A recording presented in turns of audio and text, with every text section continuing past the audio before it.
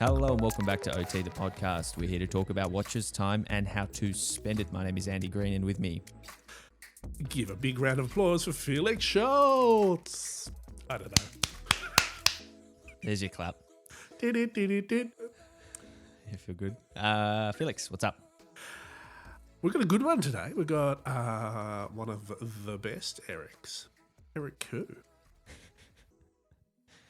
Yeah, the big dog, Eric Koo, making everyone jealous on Instagram. All those Cartier, all those famously diamonds. posting incredibly, diamonds, gem set things, just rare, precious metals. If you can imagine it, he seems to have it, and what a guy. What was he refer? I think was it we talk about it in the interview, but super dealer, super Rolex dealer. Yeah. Was that what they called him? Do you think he lives up to that? I think I'd call him super for sure. There's not many dealers that I can think of that are like him or are at the level that he's at. Top five. And yeah, top five for sure. He's in my top five. But speaking of dealing, Felix. Speaking of hype as well. Speaking of super dealing, there's been some. This is not watch related news, but it's I think watch adjacent. Certainly adjacent. You might have heard, Andy Green, that a Nike executive stepped down from their role of 25 years shortly after it became known that their son had a thriving business flipping much hyped shoes, including Nikes. Yeah, so Anne Herbert was the Nike exec, 25 years, as you mentioned. And yeah, her son was flipping like hundreds and hundreds of thousands of dollars of sneakers a month on, I think, StockX and places like that. Yeah, so it says in this article, a little bit. 600,000 turnover in a month. That's a lot of shoes. So, and a young guy was using his mum's credit card for some purchases as well. And discount. Company outlets. Discount. Yeah. It's just odd. Like, if I'm going to embezzle off my mum's company account, I'd like to think I'd be a bit smarter about it than being so blatant. I'd maybe set the business up in my mate's name or something. And I also wouldn't put myself out there for a story for Bloomberg or, wherever it was that sort of had this coverage and make it so obvious. Yeah, I mean, I think that's a problem, right? Like, so from the Nike statement, they're pretty clear on there was no actual, beside the perceived conflict of interest, there was no actual conflict of interest. So he wasn't getting things. There was no relationship between his sort of reselling company and Nike. There was no direct buying or selling. But he was, I think through the pandemic, what he was doing was going down with a mate and kind of just cruising through stores, finding things, and then sort of using the timing to take advantage of, lockdown and the pandemic to make a lot of money. It was more just the fact that, there's that relationship. Optics? Like, imagine if, this, I think it's an optics thing that makes it so bad because it's sort of, I think we just talked about it like last week, but there's always those rumors of, the dealers selling it to this person or their cousins buying it and selling it in their, the shop that they have that's a reselling shop. I'm not so sure because I was reading some, again, this is not, fact-checked and verified. Maybe I'll do the work and put it in the links. But there was some stuff like I was reading on social media about how he said he found like all these like a box or like a crate of like hyper rare shoes. He just found them, in a warehouse. Maybe they were stolen and left. You never know. But it's such a long career to throw away as well. And I think one of the issues was because he was so young. He's a teenager, right? So he had the credit cards were set up in his mum's name. So if it's set up in your reselling business's name and you're going to put your mum's name on that credit card to get it secured, you should have known better. There's no excusing it. Like I don't feel bad when you read that. That's just silliness. I mean, for me, if it looks, it's not worth the risk. If it smells funny, it looks funny, it's probably funny. Yeah. So. Yeah, 100%. I think it's just, good on the kid for having some ambition, but oh geez, that's not a nice way to kind of end a 2.5 decade career at one of the world's biggest brands. But anyway, we're going to chat to Eric Koo, Felix. Before we do that, quick ad break. We'll be back in a moment. This week's episode is brought to you by Australian retailer Kennedy, and we're going to chat about their online boutique as well as the advantages of shopping online in general. Absolutely, Andy. We're also going to chat about a special watch that's available at their online boutique too. Uh huh. Before we get there, though, I think it's probably worth chatting just for a second about why everyone is moving to online commerce. Obviously, 2020's had a big role to play in that, and I think the certainly in the watch space and the luxury space more broadly, they've been slow to move. Like it's been that traditional boutique visit has been a really integral part of the retail experience. But I think we're getting to a point where they're transitioning that to a new way of buying and selling, and one that we're sort of going to be getting used to. Like the service levels are there sort of online, and there's options around how you pick it up, and there's it's just going to be more and more It's geared the at future. from every level, from your retailer, from the brand. Everyone's going to be being more, and the buyer wants it. It's convenient. Yep. Yeah, I think that's what's going to be happening. So check out Kennedy's online boutique. They've currently got 5 brands available: IWC, obviously, as well as JLC, Panerai, and others. Yeah. Big names. Yeah, but I think the main sort of thing at the moment you can expect to see from this is this sort of online exclusive where a brand like IWC will release a watch, and for a period of time it will only be available online. So that's a really good way to get people used to buying online and like visiting their local jeweler's website as well, I suppose. Yeah, and it shows these brands are supporting, IWC is a big name. IWC is supporting retailers with this online push. Like they're saving, this is the watch we're talking about is the IWC Pilot's Watch Chronograph Edition, tribute to the 3705. That's a big deal. It's hot. It's really hard to get at the moment, but it shows that, IWC making the decision to say, guys, retailers online only. First of all, that's pushing more retailers to go online and Hmm. incentivizing them, but it's showing that it's important. And I mean, I can personally say I bought a watch online from an authorized dealer last year, so 2020, peak of COVID. Mm, It was really unusual for me because I hadn't bought a new watch online before. It'd always been in person. Either you go in or you organize it, you're waiting, whatever. I'd done it a bunch with vintage watches, dozens of times, shipping things locally, internationally.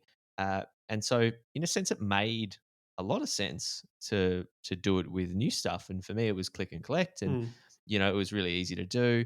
Credit card over the phone and, invoice emailed to you and then just kind of, yeah, curbside collect, nice and COVID safe, and all that jazz. And it was pretty seamless. They made up for it with other perks where they could, and yeah, I secured a watch I really want. But like I said, Felix, the watch that we're really focusing on here is pretty cool. The IWC Pilot's Watch Chrono edition, tribute to the 3705, that 1994 release. So the watch we're looking at is very, very cool. It's obviously 41 millimeters. The case is made from ceratanium. nice. IWC, the pioneers in the 1990s of the use of sort of ceramic in watches. Unlike the original, the crown is ceramic, as is the pushers and the case back. So it really is a blacked out looking watch with the white sort of touches all over the dial and the Yeah, handset. So it's a chronograph, as the name indicates, hours, minutes, and seconds. It has day and date in terms of, technicity. It has that soft inner iron case, for protection in the cockpit against magnetic sure, field. So, sure. for the pilots out there, tick, tick, tick. Also, the also for the pilots, that glass that's been secured against sudden drops in air pressure, so it's not going anywhere. Yeah, so they the way that sort of like the case goes together and it can't go out. The pressure pushes it in, Yeah. and yeah, I think Felix, you're much older than I was in the '90s, but I'd say it's a pretty close recreation of that cult 1994 watch. Yeah, absolutely. I think it's really that watch was one of the most important sort of ceramic watches, certainly in giving that new material real visibility and real cool. Like it's you see it pop up on the wrists of famous people. I think Orlando Bloom might have had one. Maybe. But there's certainly not a watch that's easy to get these days. And I think it's worth mentioning that so this ceratanium, so we're talking about ceramic. Ceratanium does Mm, contain ceramic, but it's and also titanium. includes titanium in there, so it's stronger. It's still that lightweight, ultra hard, scratch resistant material, but it's just a bit cool. This watch isn't the only ceramic watch that RWC offer, Felix, or the only chronograph. So if this watch piques your interest, maybe head to kennedy.com.au and check out the rest of the RWC Yeah, and range. I mean, certainly, like, if you like the look of it, I'm sure you're all across it already. So, but there is a chance that there's only 1,000 of them, so they might be gone. But then there's other ones with a similar vein. I like the Doppelchrono in Serotonin for that. If you must have the latest in high tech materials, that's the one to go. And don't forget the Top Gun chronograph as well. I did a review on that, which we can link up. Also for Kennedy late last year, that kind of tells the story. And yeah, once you dive into the Top Gun realm of RWC, you really you really start to fall in love with these watches. Yeah. So Felix, there are plenty of other benefits to buying online. The big one is shipping. Kennedy does not mess around. They ship things properly. They use Brinks, which the Australians will know is the top tier of armored car delivery. It's what they use for high value good transport, bricks of gold, cash to ATMs, that Yeah, sort of sure. things. Some two really big, burly guys, maybe three, will deliver it to your doorstep. That means they're not going to leave the watch at the door when you're not home, No, which is no. every watch collector's nightmare, is that delivery just gets left Yeah. there. That's not going to happen. Peace of They mind. all Peace of mind, absolutely peace of mind. They also offer click and collect. Kennedy are a serious business, so they do have a dedicated customer care team during business hours, and they offer free returns should look, the watch comes and it's not for you, and it's goes back in unworn condition. But Felix, what's the price? Look, for this particular one, you're talking about 18,500. Again, limited edition, but 8 years of warranty, which is a pretty up there, sort of, in terms of Mm. mechanical surety. So visit kennedy.com.au to check out the RWC Pilot's Watch Chronograph Edition Tribute to 3705 and more. I'd also suggest signing up to their newsletters if that Yep. they get that little pop up. That's sort of a good way to get the first alerts as to when these sort of special pieces become available. But Andy, we've got to get back to the show. We do. Thank you, kennedy.com.au.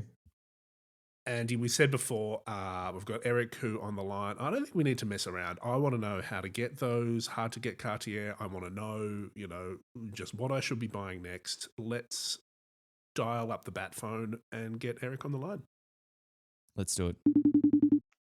Andy, today's guest is something of a rock star in the world of vintage watch dealing. He's a big personality with a collection to match. He's the owner of 10 Past 10 and the treasure trove of information that is the Vintage Rolex Forum. Hadinkyi described him as a super dealer, and surely if anyone can get a Daytona retail, it must be him. We're thrilled to have Mr. Eric Koo on the podcast. Welcome, Eric. Thank you for having me. I'm not sure that part about the Daytona is true, but thanks for the compliment. Surely.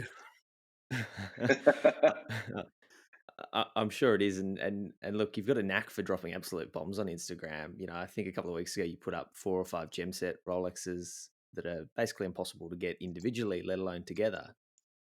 So maybe it is true, but has social media changed things for you? It's really interesting.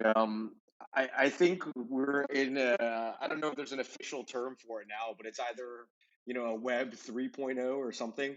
Mm-hmm. I feel that we've hit a new era with the advent of Instagram. I don't know, 8, 10 years ago, whatever it was, and it's changed a lot of things, including watch dealing. Yeah, fantastic. And I mean, one thing we've noticed, especially of late, is this big shift towards diamond and gem set watches. Have you always loved them, or is this sort of a new thing for yourself as a watch collector / enthusiast? I mean, I'd like to say that I was ahead of the curve. I've actually always loved these type of watches, and I've always been interested in them. So I found it pretty logical that the market would catch up. Absolutely. And I've sort of seen you've had the OP41, on your wrist a little bit recently. How Oh, are you actually, liking that that? one. Oh Sorry, no. the one that I have is a 36. It's not a 41. Whoa. Well, yeah, okay. Yes. How are you finding the size? I'm an advocate for the fact that Rolex did it right from the get go, and 36 is the sweet spot.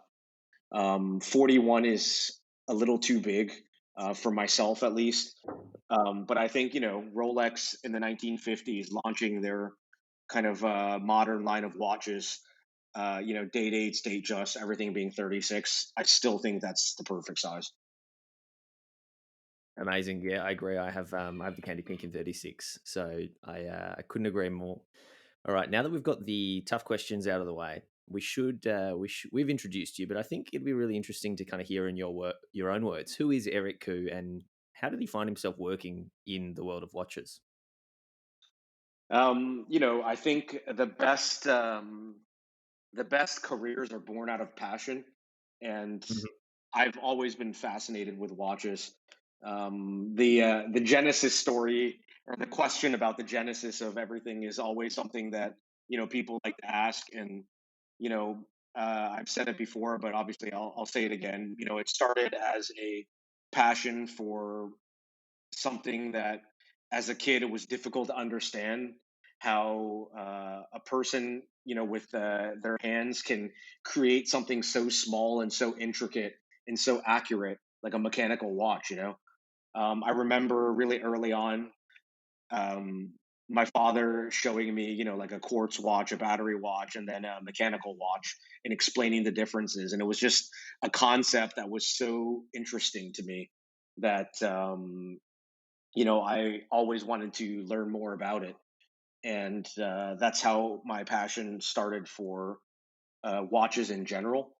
Mhm. My first love in terms of a brand and whatever, it's Rolex, and I think that will always be, my big one of the big passions of my life. But Rolex has done such a good job over the years with their marketing and campaign strategy and whatnot. Mhm. And it's kind of interesting. When I was a kid, at a very young age, I was given a subscription to National Geographic magazine as kind of a educational thing. And National Geographic, either the back cover or the inside cover or one of the prominent pages, it was always a Rolex Yeah. advertisement. And I feel like that kind of subconsciously planted that seed in me. And the fact that Rolex watches and their history have so much to do with human exploration and a lot of achievements that we've made in the 20th century just kind of doubles down on that idea and made it like a very interesting brand for me. Yeah, amazing, amazing. And so that's the passion. But when did you start, working in watches? So it always, again, starts off as like a hobby slash passion thing. Uh-huh. When I was in college, I thought I was a brilliant stock day trader, and made a lot of money, lost a lot of money. And when things like that happen, you always try to look for cool things to buy. And for me, it was like watches. And in the early days of the internet, there was some information out there, and I would search to the ends of the internet to like look for information about watches and read everything I could about them. And that's kind of in the beginning how I got started.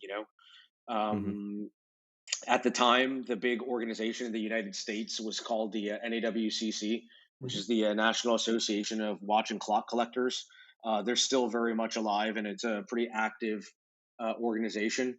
But I started going to a couple shows here and there. There was always a big annual one in Pasadena in Los Angeles area.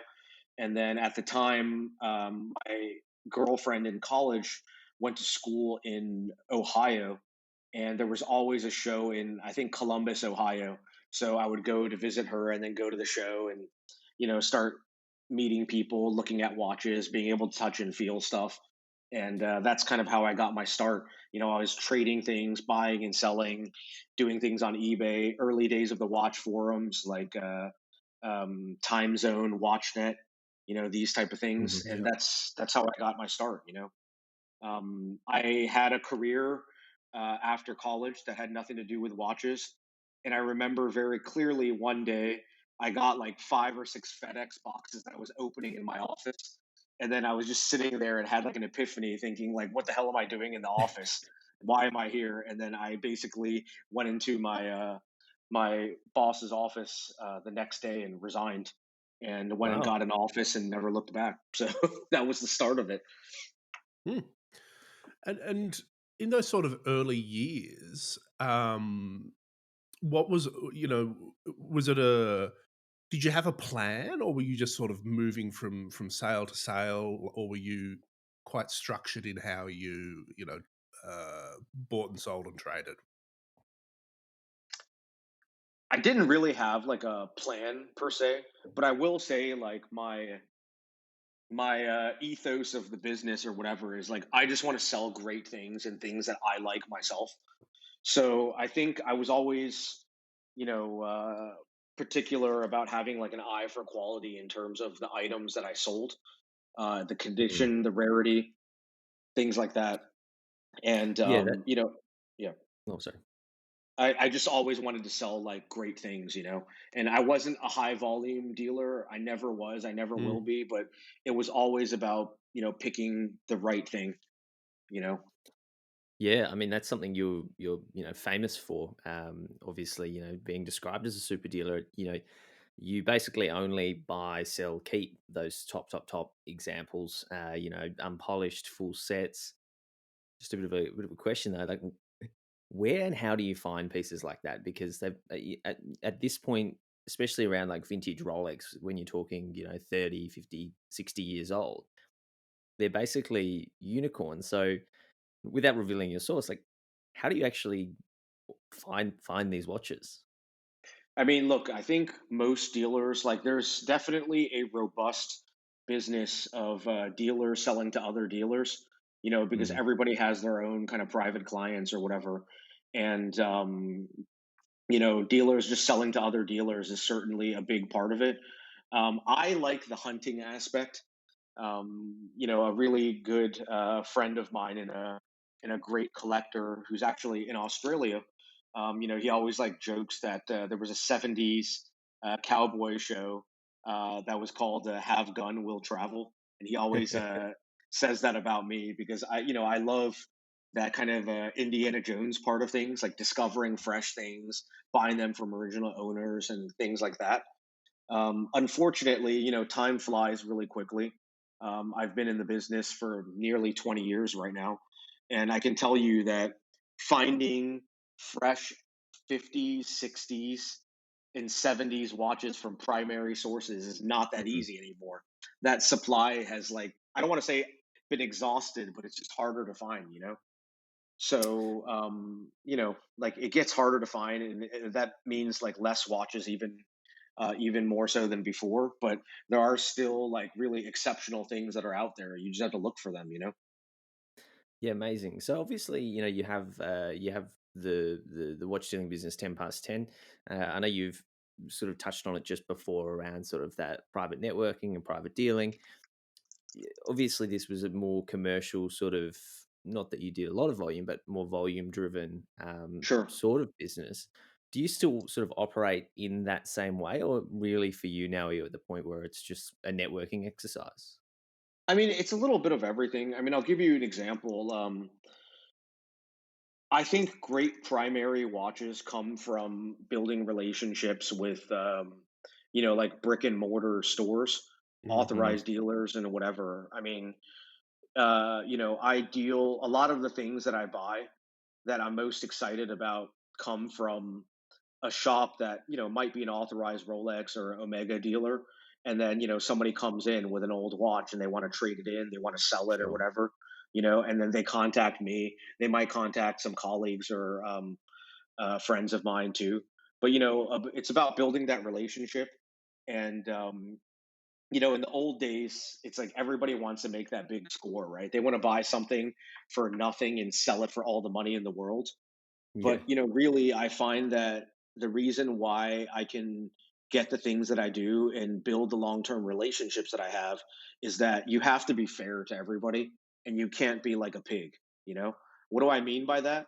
If I know that I can sell something for, I don't know, $10,000, I can't pay 4,000 for it. I can't pay 5 or 6, you know? I'd rather have it than not. So maybe I have to pay 9, if I'm lucky, Mhm. what, 8,500 or something. But killing, like cutting that fat hog or however you want to say it, like that just Mm. doesn't really work anymore now.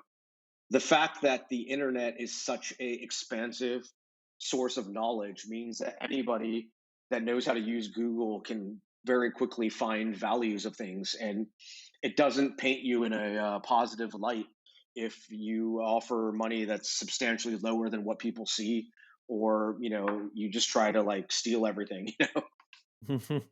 Yeah, I mean, one other thing I sort of think about with the internet and the prevalence, or the transparency of everything today is that some dealers like yourself are becoming almost sort of public personalities.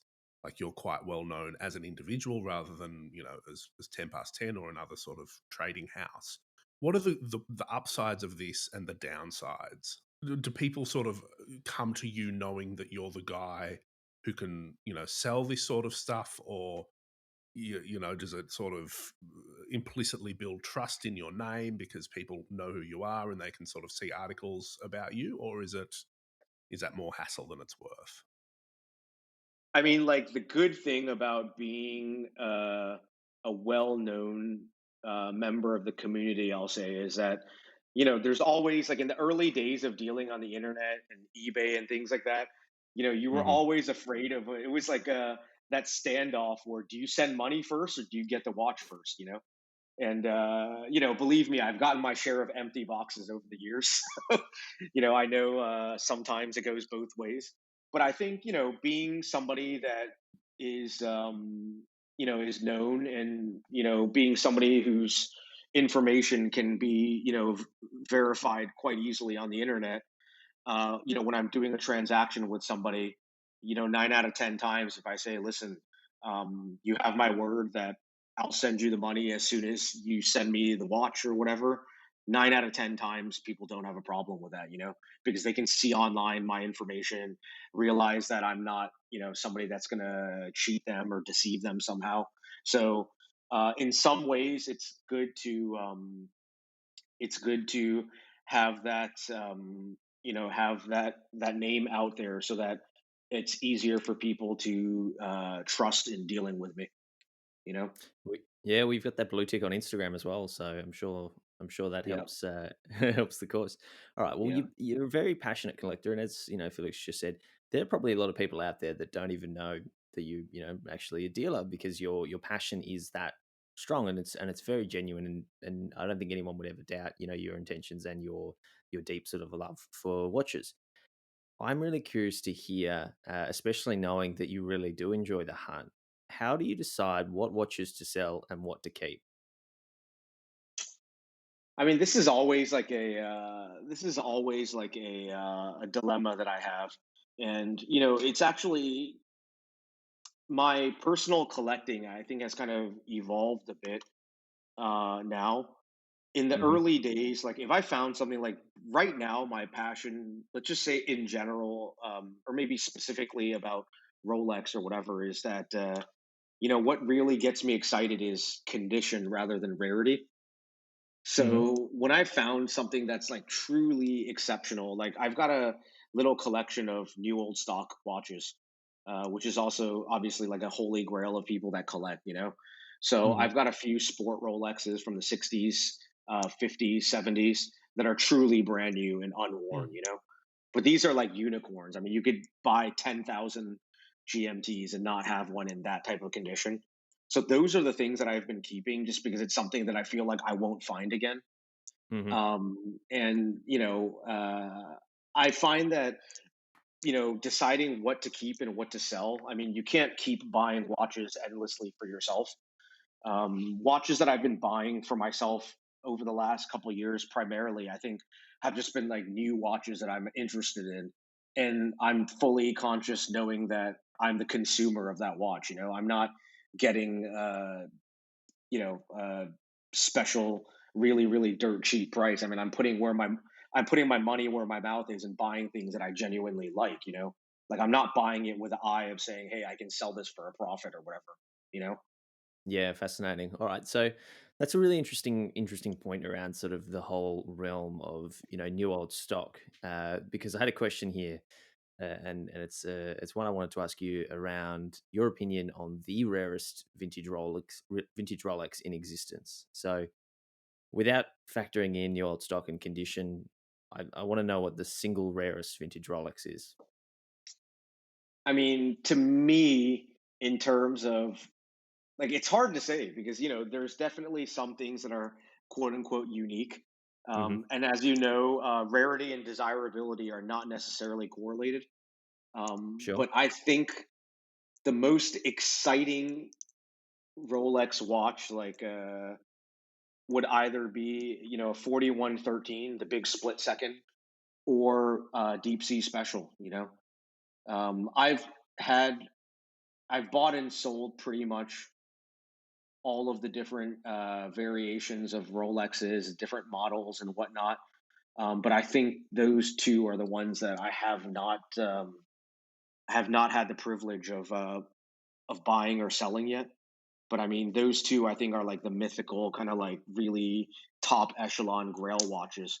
You know, both for rarity, but also for the story behind them. They both have really really interesting stories behind them, which is what makes them really special. Awesome. So you've mentioned you bought and sold those two watches. Is No, no, there? these two are ones that I have not. I've done Oh, you like have not. almost everything else except for these two. Okay, so that you would say they're the white whales then. Yeah, I mean, I'll tell you like just not to get too geeky or nerded out about this. Please The do. deep sea special, the deep sea special, as you guys know, was the one that went to the bottom of the Marianas Trench. Hmm. That actual watch that went down there is in the collection of the Smithsonian in the United States. It's actually not on display, and in Hmm. my mind, it's like that Indiana Jones and the That Raiders of the Lost warehouse. Ark.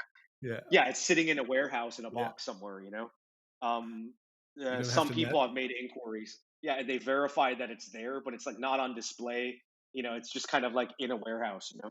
you know what you need to do? You need to call up Nicolas Cage and get some National Treasure action going on. Exactly, exactly. Nicolas Cage, Diane Kruger, and whoever the other guys were that I don't remember. John Voight maybe will get involved as well. We can drive his Chrysler LeBaron down to do the heist. But It'll be that's great. a Seinfeld thing if you guys remember or not. But Of course. yeah. So, anyways, there was one original deep sea special. Then there were like a few that were kind of, I don't know, used for testing, given to a couple VIPs, and then after that they made, I don't know, 50 or 100 pieces for like store displays. There were these Hmm. dummy ones that didn't have movements inside, but they were kind of out there, probably property of Rolex. Some, what that some quote unquote got lost, some were returned to Rolex, whatever. Some of the new boutiques, like my friends in San Diego, they have one of those on display in the store. But the last deep sea special to come up for auction was, I want to say, 10 years ago, and it was at Christie's in Hong Kong. And it was the last variant that was probably a store display model that somebody put a caliber 1000 movement in, stainless steel, like, but still interesting. Mm. And I remember at that time thinking I had to have this watch. Like, I didn't have a client in mind, but I just had to buy it. It was like something to tick off the bucket list. And I had a friend in the room bidding for me. And at that time, Rolexes were significantly cheaper than they are right now. And I thought I'd set a limit of 150,000 to bid on that watch. And we bid up to 150, and we're quickly eclipsed by somebody. And you can get carried away dangerously at auctions. And I remember thinking like, okay, 150, I'm comfortable. Slightly more, it's okay. And I just completely lost it and drove it up to, I don't know, 450,000 or something. Whoa. And then I remember thinking, like, my friend on the phone in the room whispered to me, he's like, Eric, I think you need to stop. And then I was like, oh my God, I definitely need to stop. And I stopped, and then the other guy won. But, I was the underbidder, but it was like really exciting. But at the same time, it probably wouldn't have been exciting if I bought it because that was really, really a lot of money. It is a lot of money now, and it was even more money back then. And, that was my little tango with that watch. Have you, just speaking to that auction experience, does that still happen? Do you still get sort of caught up in the mania of buying at auction, or have you learned from that Oh, I and mean, Generally, I'm very disciplined. Like when I go to an auction and there's things that I want, I'm the person that on my cell phone carry like a Excel sheet with formulas put in, so I know right away whatever I'm bidding translates to how many US dollars, including the buyer's premium. And then I kind of set a limit on things. But I do get carried away. But the times that I have been carried away, I feel like the market has proven that I wasn't a complete idiot. I might have been a partial idiot, but I wasn't like a complete idiot because there was some merit that I saw in the watch that I bought that made me get carried away and then was somehow justified in the long term. Um, One thing comes to mind. There was a large stainless steel Rolex precision watch, which is very unusual and was made in like the 1940s. And it was a big, almost Panerai sized one, like a 38, 40 millimeter Mm. watch. And it had a really stupid estimate. It was like 3 to 5,000 Swiss francs at the time. And I bought it at the end for 100,000, you know? And it was either the best or stupidest thing that I ever did. But I found out subsequently the people that were bidding against me, it was somebody from Rolex. So somebody saw the merit in that watch, and it was a really, really great watch. That's very rare and very unusual. I've never seen another one the same to this day. And it took a little time and a little massaging, but obviously it was sold, and it's in a really important collection, and with somebody that really treasures that watch. Yeah, amazing. So you mentioned that you're pretty pragmatic now about your limits at auction. If the last few years, especially, have shown us anything, it's where you really do see crazy prices. If I think back a couple of months ago to Phillips, or what comes across as crazy, and it's sort of there's that mania that Felix mentioned. I'm really curious to know how when it is these really really rare pieces, that barely ever come up. There might be a handful in existence, like an Omani 6263 or something, Daytona, where there's just not many around. And, maybe one was sold 5 years ago, but a lot's happened in 5 years. Or maybe one was sold, 2 years ago, but it was not as nice condition. How do you, how do you price things when you're going in to sort of buy them and putting it into your spreadsheet and working out your limit when they're so rare? Like what factors go into play?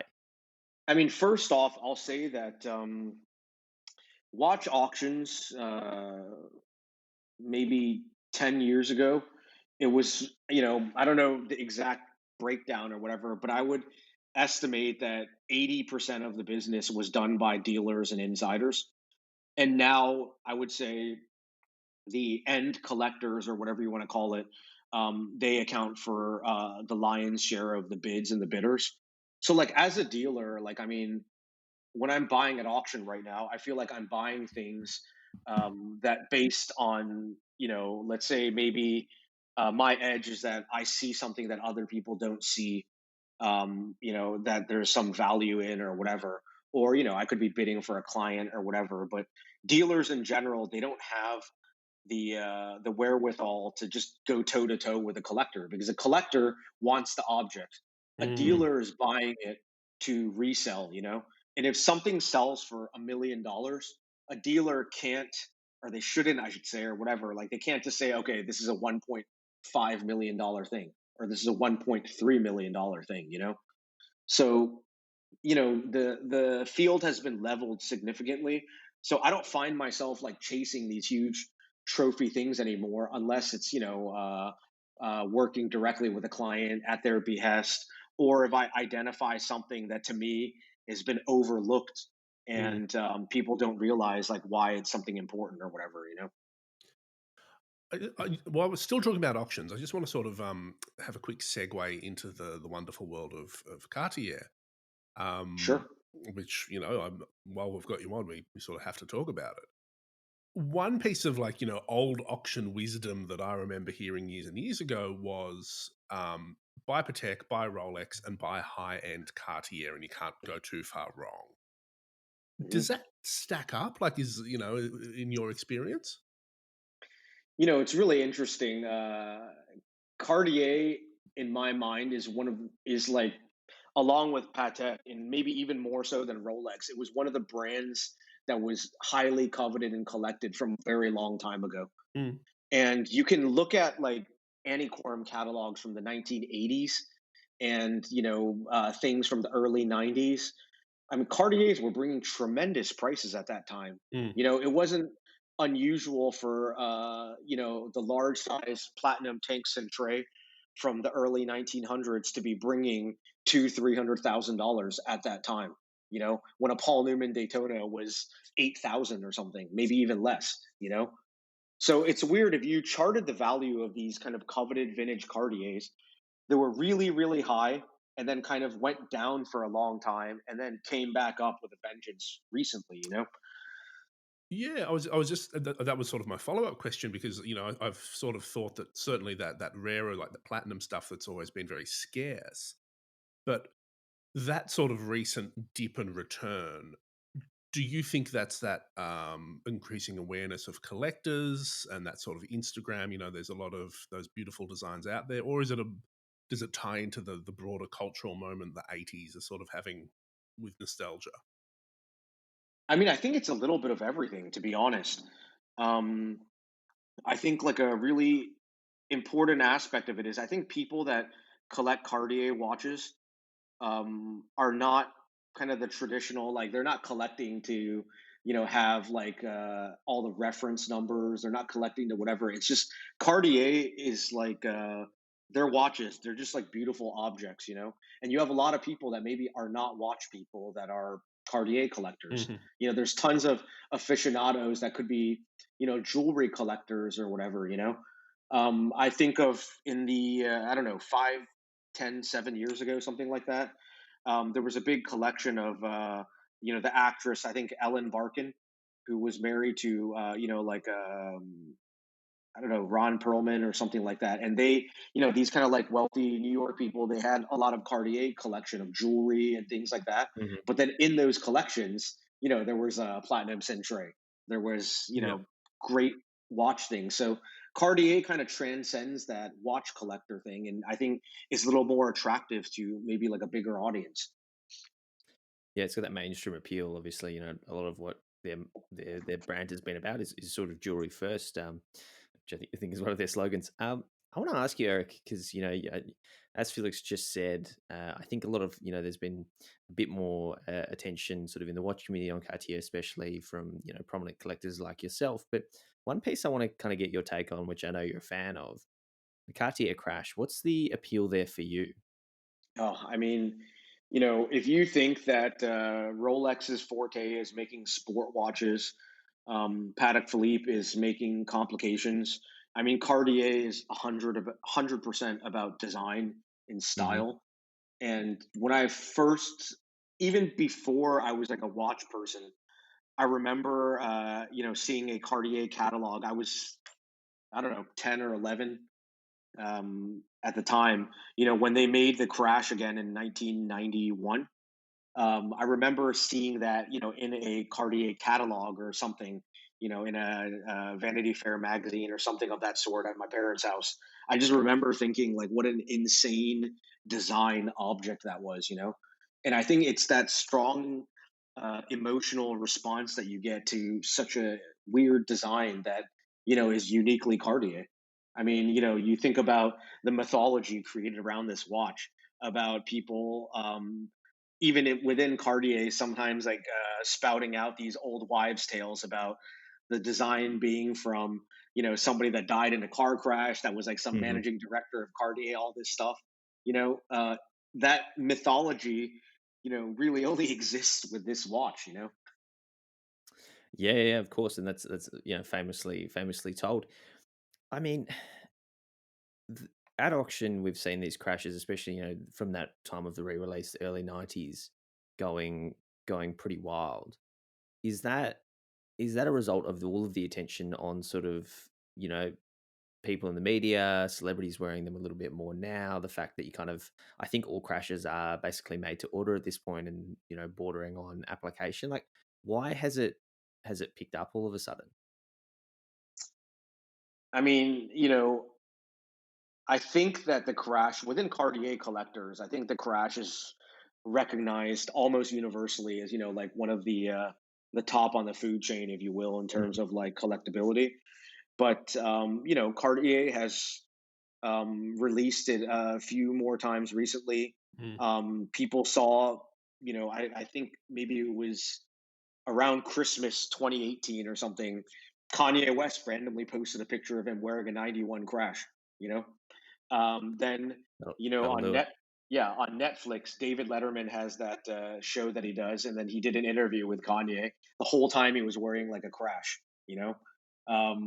Even little cultural moments like that, I think, generate awareness, and people start thinking about, man, this is actually like a really cool design. The Aseline, like the Impossible Watch Collection Yeah. book, one of those big, whatever, 3 foot tall books, has a vintage crash on the cover. I mean, it's a confluence of a lot of different things that made it that kind of the crazy thing that it is today. Fascinating. And just as a side note, actually, on the Kanye West thing, I was recently emailing the guy. This has got nothing to do with Cartier and nothing to do with vintage watches, really. I was emailing the guy who's looking after the current iteration of Icopod. So they've Sure. changed hands recently, and I sort of Yep. mentioned that like, oh, that must have been really great for business. And he's like, well, yes and no.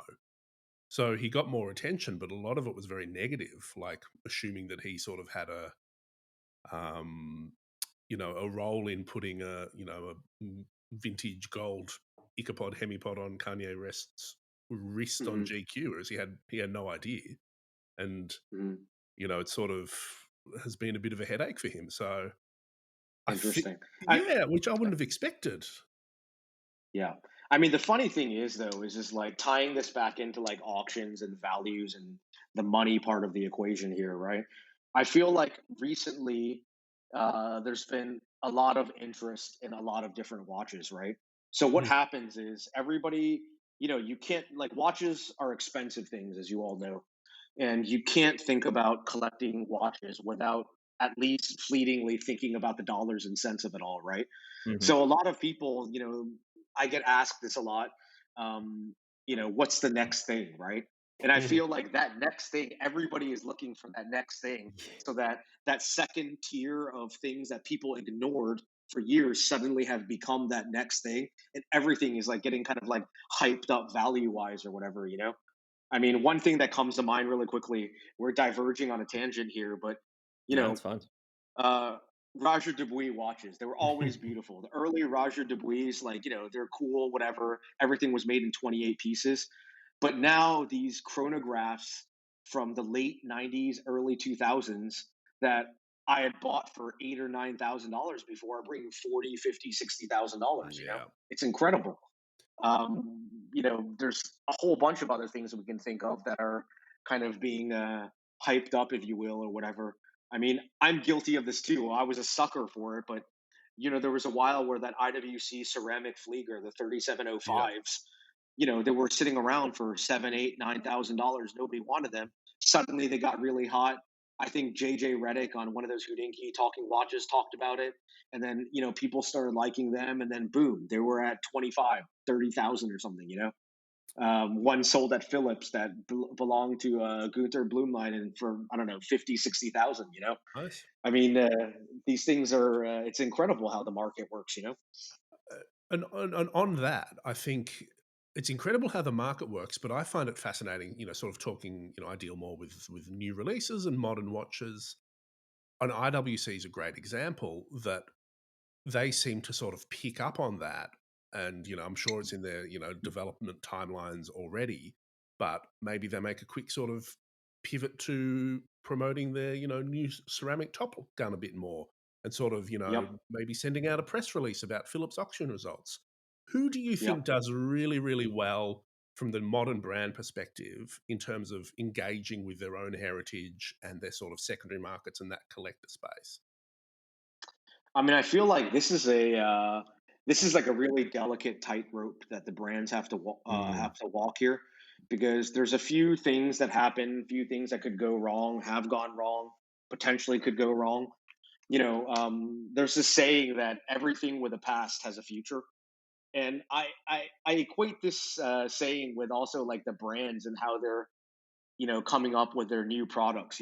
Every year when we did have shows, Basel, SIHH, whatever, I think you guys would agree with me that the last, I don't know, 5 years or something, it's all about reissues, Mm. which have been done to varying degrees of success.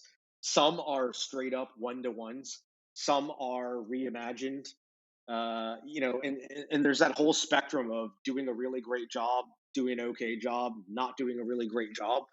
But there's also that thing of, can't you come up with something new? Relying on that old playbook sometimes is can be a little bit tiring for some brands. And also the way that you execute that, can be very tricky. Us collectors, we're a very finicky group, obviously. I think that like yeah, like some brands, they do a good nod to their heritage, but kind of like move forward. IWC, you mentioned, I mean, I feel like they have a few very iconic designs, and over the years, and especially recently, they've kind of not ever really direct one-to-one copied things, but have taken like a stylized reinterpretation of kind of greatest hits and Hmm. reintroduced them. I think to a lot of success. IWC has done like kind of a great thing with some of that. I think of, there's plenty. I'm not that well versed with the actual model numbers and whatnot, but I see a lot of things like, the 3705 that we talked about. There's a few Mm. modern watches, and I don't know, maybe that Top Gun lineup or whatever, that are like very similar, kind of a little bit beefed up for modern interpretation, you know? Yeah.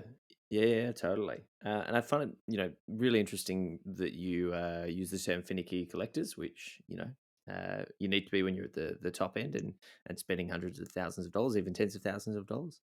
Yeah. And it leads to sort of the next part of this chat that I wanted to dive into, because you do more than sell watches. You also co-founded LA Watchworks, I think 4 years ago, 5 years ago now, Yeah. 2016, Yes. with the goal of high level restoration. I'm really keen to have a chat to you about sort of all things LA Watchworks, because very quickly it established, and I imagine it's this, the fact that you're involved, but a very good reputation for not only the service offered for watches, but also the amazing case refinishing that you guys do. I Sure. think the first thing I want to get you to clarify, because you'll do a better job explaining it, is the difference between, say, a straight up case polish and, say, case refurbishment slash laser welding. Sure. So it's kind of interesting. This is obviously one of the hot topics in vintage Mm. watch collecting. You guys probably know I have this real dislike for using the word unpolished. Yep. When you search forums, if you go to, I don't know, Watch Recon, that aggregates all of the forums, right? If you search the word unpolished, there's like hundreds of things that pop up, and I can tell you that my definition of unpolished, and I think 99% of other people's definition, is very different. Um, so Totally. I don't like using that word. There are skillful refinishings of cases, and not so skillful refinishing of cases that can also happen with like brands. You send a watch into Patek Philippe, to Rolex, to whomever. Like their concern is getting the watch back up to technical spec. Their concern is not about the intricacies of polishing it perfectly. And I think one of the things that is a focus on at LA Watchworks about how we do those type of things is, we look at a watch, and it's kind of like, okay, we know what we have to work with. What is the best case scenario that we can do with this, with the minimal amount of work that we need, the minimal amount of surgery that needs to be done, so to speak. um, there's all these, I don't know, maybe not unfounded, but there's all these things when you search deep in the rabbit hole of watch forums. People talk about laser welding being this big scourge of collectors and whatnot. And look, laser welding can be used to make very substandard things look significantly better. But most of the time it's used for like little innocuous things like somebody, hitting their Submariner on the concrete and having like a little chunk on the side that needs to be filled in or something. To me, one of the important things is that a watch at the end of the day is still like a piece of jewelry, I would say, and that Hmm. it for most people it needs to like have a look. Like some people like wearing like a really beat up watch, but if you buy a ceramic sub, you wear it every day for 3 years, and some people want it to look fresh again, and that's one of the things that that we specialize in at LA Watchworks. I think what sets us apart from a lot of the other people working in the same sphere is we really spend a lot of time researching and looking at the geometry of cases, looking at like angles and the right way to do things, and trying to make things look the best they can without going overboard. Yeah, yeah, it's amazing, and it's a really cool Instagram account to follow because you share sort of the before, during, and after shots, Yes. and it poses a really interesting question, which I think you've answered a little bit, but it's arguably, if I know a guy who's dinged his GMT master, knocked it on a towel rack, and he's put a nice dent in one of the lugs. It's a new model. It's 2 years old, uh, and arguably getting a laser welded and refurbished in a sense is going to make it look better. So I like the idea of that. Being being such an expert with the eye that you have, can you tell that there's been laser welding? Like if you can't tell, does it then matter at all? This is a really, really deep philosophical question that I think is very difficult to answer. I'm not going to say that I or anybody else can spot 100% when something has been, you know, quote unquote, laser welded. I mean, look, there's certain techniques that people can use. You can X-ray the case, right? Look for Right. porosity where things have been restored. There's all sorts of like, things like that. But you know, I think yeah, I don't know. I mean, honestly, this is like a really deep question that I don't know that there's one answer to. Yeah. If every part of the boat has been replaced, is it still the same boat? Well, with cars, Exactly. it is right. If you found a 19 whatever 50s Ferrari or something, and you had to go replace different parts and get it running and getting it looking as best you could, like it's totally acceptable. And it's sort of the analogy that gets brought up a lot with watches is there's that compromise and there's that line. And if it's a new watch, it's okay, but if it's an old watch, it's a bit like oh. But I mean, honestly, you see the work that LA Watchworks does, and like I'm just saying this because I believe it, but you see the way that you take an old case that's really had a rough life. It's been mistreated by a few jewelers over its 50-year career. The crown guards are basically toothpicks. The lugs are toothpicks, and then you see the work that goes into it, and you get the shape, you get the original shape back, you get the bevels, you get the edges, and it really overhauls the complete look. And so for me, even if I knew that it was done, if I didn't know that it was done and I found out later, I don't think that I would be too bothered because effectively it's just putting steel back where it was meant Yeah. to be. So I mean, to be clear, like getting onto that point, like I don't think that, especially like the type of work that we do at LA Watchworks, I don't think it's ever done to kind of deceive anybody about no, something being unpolished or whatever. I mean, when I look at something that we've done, like that something has been done, it's been done right, but it's been done. Like, I don't think that somebody can take like a 5508 that has been done by us, made to look really nice, and then throw it in like an auction and say that it's unpolished. Yeah. no. Like I that, mean, it's I don't posted think to happens, Instagram. you Yeah, know? yeah, yeah. It's you guys are posting it to Instagram. It's very obvious. Like totally understand that. Uh, okay, here's the scenario. So say I do have my GMT Master BLNR. It's taken a ding, and I decide all right, it's scratched up enough. I want to get this ding in the lug fixed. Like, what's the process of me sending it to you? How much can I expect to pay for say a bit of refurbishment? How long will it take? I mean, so like, owning a repair business right now, as a watch collector or watch dealer, the bane of your existence is like dealing with the watchmaker because everything seems to take months. And it's just like very opaque, the whole thing. And I'll happily say that now that I own this business, it's still the same. Like we have always like a nice, healthy backlog of work. We do things like as they come to us. We don't really like cut corners. I would say the average job that comes to us maybe gets turned around in a month's time, plus or minus a little bit. There have been times where it's been double. There's has been times when it's slightly shorter, but a real general estimate is kind of, I guess, what everybody usually says, right? 4 to 6 weeks, something like that. Hmm. Hmm. I think that our the pricing of our things depending on the type of work that needs to be done. Again, I'm not the one that like sets the pricing in the business, but I think there's usually like a comparable scale of like quality of work and how much things are charged. Certain cosmetic things like doing a case right, like getting the chamfers and the lugs perfect. Sometimes you see it like on Instagram. Bo is a magician. Bo is my Mm. partner.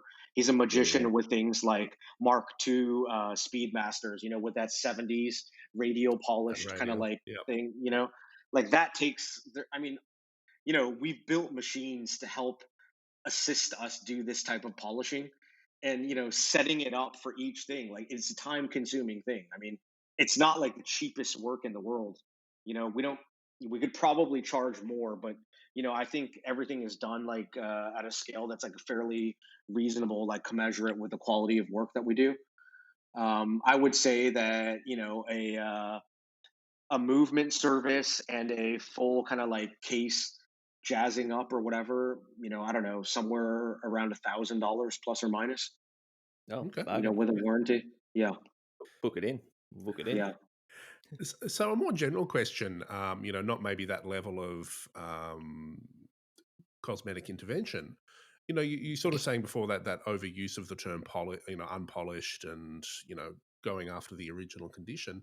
When should someone polish a watch if they've got like a nice old vintage watch? I mean, this is like a really personal thing because it just depends. I mean, like some people have drank the Kool-Aid so much of quote unquote unpolished that they won't do any sort of intervention on a watch. Some people think that they want their watch looking like new always, and then they polish it, once every couple of years or whatever. It's really personal preference. Myself, it's like I'm not really particularly hard on my watches. If I buy something for myself and I have it um, refurbished and polished one way, like I probably won't do it again. Unless I really need to. Yeah, sure. Things like like people always like to talk about laser welding or whatever. I Hmm. will say that the laser welder in our business like gets very very seldom and sparse use.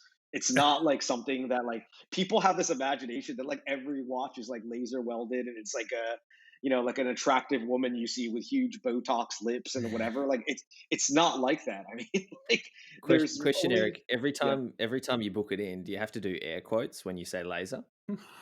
No, no, no, no, no. On Lee. Zoom calls, we might use the laser. Exactly, exactly. Have you ever It, just quoted $1 million just for I, I have. Yes, exactly, exactly. So one thing, in preparing for this interview, which will is going out in like at least a month after we record this, Sure. I noticed a cryptic link on your Instagram for something called Loop This, which went to a holding Yes. page. Can you tell us Yep. anything about this? So I don't know when this is coming out. So it might have Fair. launched already or not yet. But Loop This is a auction platform that I've Ooh. designed from the ground up with a partner of mine, Justin Gruenberg, who is also one of the owners of the Keystone. So one of the Yeah. players in the vintage watch sphere right now. And we've been working on it for several years, trying to design from the ground up a new way for people to buy auction watches via auction. and it'll be a really interesting and we hope kind of sticky site, if you will, for Sure. people to go to, and even if they're not bidding, to participate, look at, be part of the community, and that will be launching soon. I'm not sure if it will be out by the time the podcast's out. It very well might be, but Well, it'll be right around then. well, we're putting this out, so we're gonna have to move your timelines forward, otherwise. But yeah, so is that something that you see need for you know a bit of, I'm going to use a Bay Area word, a bit of disruption, or is it you know You just you got see that an Silicon opportunity? Valley. You got that Silicon Valley word in there. Yeah, yeah. Well, Um, just for you. yeah. So, um, look, I love going to auctions. I love participating in auctions. I buy and sell through all of the major auction houses. I'm going to continue to do that. It's just another way of looking at it. It's like another side of a coin, whatever you want to say. And I think it's like a complementary thing. With traditional watches, you have like we all know there's like an auction schedule. You got fall auctions, you have spring auctions and whatever, right? And then I think what part of our mission is to fill in the kind of like space in between, so that there's always some sort of like watch auction, some kind of exciting thing going on for people to become a part of. Okay, so it's buying, but is it a platform that people can sell on, or do they consign it Absolutely. I to mean, you? that's a big part of the thing. It's a platform for people both for buying and for selling auction things at auction. So Okay. we look at it as you give us your watch, and we do all the work and take a reasonably small commission. Hmm. And so what happens if one of those, deep sea prototypes pops up? Mm, we might launch with that watch. You never know. Wait and see. Oh, really? Yeah. No, Oh, I'm wow. kidding. We're It not doesn't. launching with it It anytime never soon. hits the site. It Just gets no mysteriously. traffic. Yeah, there's no bids on this. Yeah, 10 Yeah, grand. Oh, that's exactly. so weird. $14,000 exactly. Schmerick Schmear bought it. Yeah. Yeah. But I mean, like, one thing I will say is, like, I feel like, look, we are nearing on 1 year in dealing with this pandemic. Every country has dealt with it slightly different, some better than others, obviously. Mm. And I think what is really interesting that has come out of this to me is that we are all sitting at home on the internet looking for cool shit to buy, you know, and I I think love that. that has become like also part of the reason why the watch market. I think the watch market has actually grown quite a bit, and especially like that pre-owned vintage, whatever, the collector watch market has grown quite a bit during the pandemic because a lot of people are just on their computers like looking at stuff to buy. You know. 100%, 100%, and that leads into the final segment of the show, which is how we wrap out every interview, and that's asking for recommendations on cool shit. So, is there anything you've been listening to, watching, reading, enjoying that you think the OT listeners might also enjoy? Yeah, so it's kind of interesting. I'm like one of those people that has a playlist on Spotify of like all of the songs I've ever liked from when I was like younger, and I don't know, it's about 1,000 songs, and I listen to the same songs over and over and over again. Maybe add like two or three things into my playlist every year. But one Hmm. thing that I've really been interested in is, I've been listening to like kind of news podcasts or whatever, and two news podcasts that I actually quite like and I listen to pretty religiously right now are one called The Journal by the Wall Street Journal, and Hmm. also Vox puts out one called Today Explained. And each one is like a 15 to 30 minute podcast every day, just about like current events, So obviously, lately it's a lot about the U.S. politics, COVID stuff, but it's like a new way to kind of digest news and information, I think. Not to get too political or whatever, but I feel like nowadays when you watch a news channel, it's a lot of editorial and not really like Mm. actual news. So like I kind of don't really like watching the news on TV anymore, and things like this are kind of like interesting long form takes about current event topics. You know. Amazing. And if your Spotify playlist is public, Yep. we'll share that as well. That was my question. It's And too we'll link. embarrassing, so I don't think it is, but I might put it up there. But yeah, Well, let us know. Let us know if you do. I'm sure it'd be yeah, fascinating to sort of see how your music taste has progressed over the last few decades, and those couple of songs that get a like every year. Eric, thank you so much for joining Felix and I. We really appreciate it. We'll link everything up. We'll link up your Instagram, at FermadCoo. Obviously, we'll link out LA Watchworks as well. We really appreciate your of time, course. and hopefully not the last time we have you on the show, because it's been very, very interesting for both of us. Thank you very much for having me, and I look forward to doing it again. Felix, man, that was an epic chat. Someone like Eric Koo, who's so knowledgeable and, like you can confidently call an expert. Their time is so rare, and it's genuinely precious to have those chats and kind of hear his opinions and hear his takes. And that was awesome. I think we're gonna have to get him back on maybe towards the end of the year or early next year to see what he's been up to, because his collecting philosophy is so interesting. If you've looked at his Instagram lately, he's all about the Pokemon cards. Everyone is. Watch this space. But look, that's it for this week. Thank you to our sponsors, Kennedy. We'll link up everything we talked about earlier in the show, but kennedy.com.au is their website. Thank you to Major Tom Media for pulling this episode together. Thank you to everyone that listened. Email us at otthepodcast@gmail.com. And Felix, if they want to hit our DMs, ot.podcast on Instagram. Also, thank you to Eric Koo. Yeah. Thank you, Mr. Koo. All right, guys. We will see you when we see you, and that's going to be when you hear us.